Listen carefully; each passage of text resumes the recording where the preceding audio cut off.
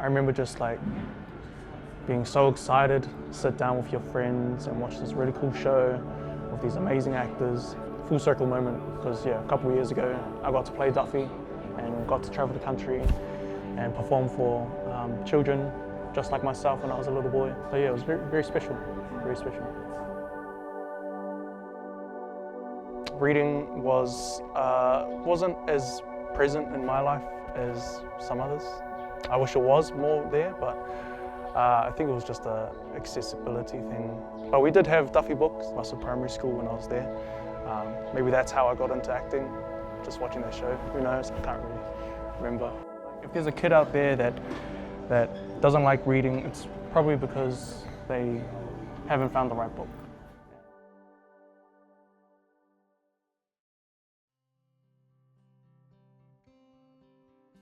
Kia ora and malo lelei. My name is Teaupa. I'm 23 years old. I'm an actor and I am also a Duffy Kid. So I was born and raised in the small town of Westford, up north. Population's probably like 100 people. it's pretty small. But I grew up in the Wops and in the country and stuff.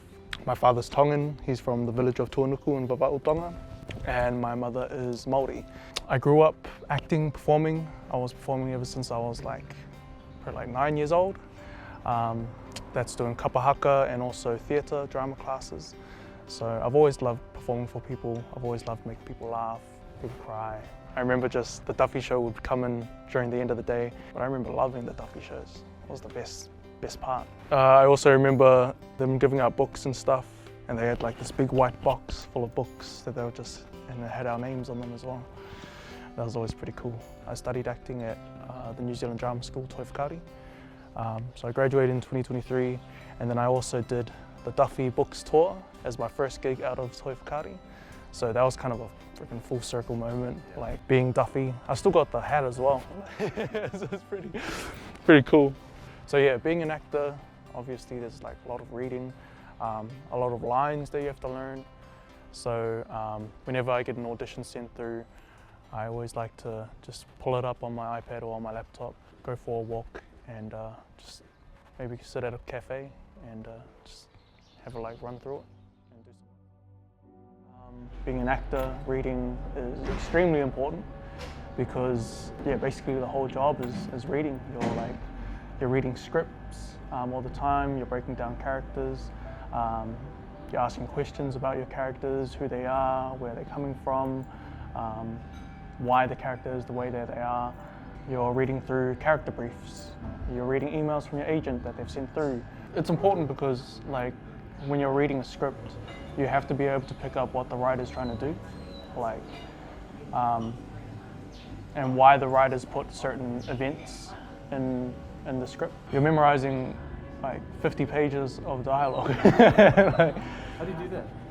Oh, you just got to keep reading through it, get it in your brain, get it in your body, going on walks, coming out here to the cafe, getting outside of four walls and being out in the environment really helps. Sometimes my agent sends through an audition that's due in 2 days, and it's 4 pages of dialogue, and you just got to be able to train that muscle, and constantly reading every day really helps with it. There's this book called Atomic Habits. It's just completely changed my lifestyle and how I go about my everyday, starting from just making your bed in the morning. That's the cool thing what books can do. It's it's a self-growth thing, and I'm the kind of person that always wants to be leveling up, physically, mentally, spiritually, all of these ways. I don't like the idea of being the same person as yesterday or the day before. So I'm always trying to gain new knowledge. So I got a whole list of books I want to read. This is a book in itself. If there's an aspect of my life where I feel it needs growing, I could be way better acting. I find a book can help you grow as an actor. Well, there's a book for every issue that there is in the world, and I think that's a freaking beautiful thing. If there's a kid out there that doesn't like reading, it's probably because they haven't found the right book. So I read because it helps me grow up here and in here.